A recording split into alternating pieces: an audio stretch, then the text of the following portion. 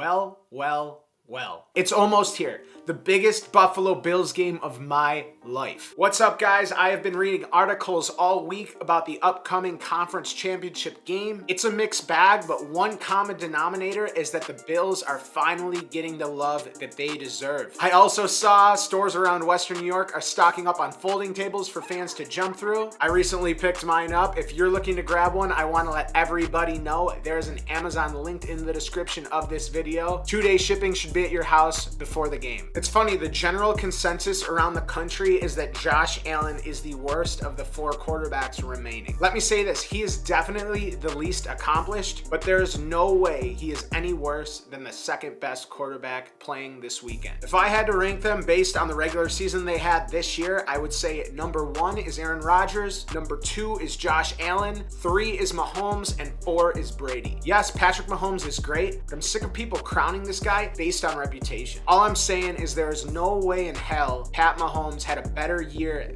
this regular season than Josh Allen. Speaking of Patrick Mahomes, he had a light practice on Wednesday. He is still in the concussion protocol. Yes, these head injuries can linger and anything can happen, but I fully expect him to start for the Kansas City Chiefs this Sunday in the AFC Championship game. The Chiefs are getting healthy. 2 notable players that return to practice this week are running back Clyde Edwards-Helaire and wide receiver Sammy Watkins. It's trending that they'll both be available for this Sunday's game, but at this point, it's still technically undecided. Remember, Sammy Watkins didn't play in the Week 6 matchup against the Buffalo Bills. This could definitely throw an unexpected wrinkle in the Bills' defensive scheme. The Buffalo Bills did flex their muscles and basically take over Saturday's game against the Baltimore Ravens, but the Kansas City Chiefs are a completely different animal and their tallest task to date. I'm confident they'll be up to the challenge, but the Chiefs are without a doubt going to get theirs as well. As we all know, the Chiefs are the top dogs until somebody knocks them off. They, along with the Buffalo Bills, have been one of the best offenses in the NFL this year. Edwards-Helaire is going to give the Chiefs an added dimension on the ground, while Sammy Watkins is the special ingredient to the secret sauce of that Kansas City Chiefs passing game. When Sammy's in the lineup, this passing game doesn't just shift a gear, they go into light speed.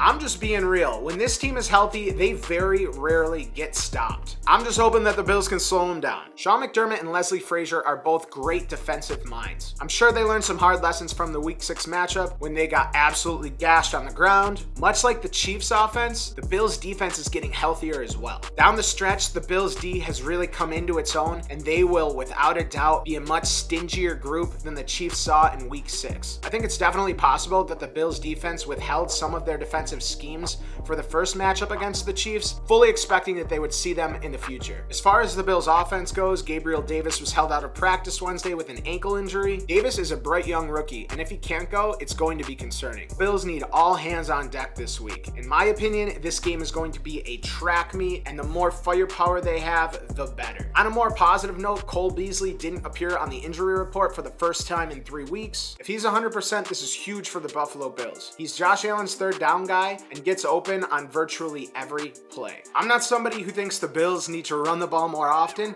but I would like to see him spice it up a little bit. I want to see Antonio Williams get some touches this week. I think Williams would be a nice complement to Devin Singletary, and it could potentially catch the Chiefs off guard. Bills match up well against most defenses, and the Chiefs are no exception. Chiefs defense was not elite by any standard this year, but they are opportunistic. They're not to be taken lightly. Some key defenders you might want to keep your eye on is 1, Tyrann Mathieu. The Honey Badger is a first-team All-Pro. He is Kansas City's best player on that side of the ball and the leader of that defense. 2, defensive tackle Chris Jones. Chris Jones recorded 7.5 sacks this year. He's the main guy on the Chiefs' defensive line and is capable of making the Bills' lives miserable if he goes unchecked. 3-4, cornerbacks Bashaud Breeland and rookie L'Jarius Sneed. Although these guys aren't in the elite group of cornerbacks in the NFL, they are sneaky good corners who have a nose for the ball. Josh Allen's going to have to make good decisions because if not, this group is more than capable of making him pay. Then again, there is nothing Allen has done thus far that makes me think he will be stopped. This game is sure to have its fair share of fireworks. 2 all-star quarterbacks, 2 hard-nosed defenses, and a good old mentor versus protege story. It really doesn't get any better than this. Thank you for watching. We're almost to Sunday. Take a deep breath.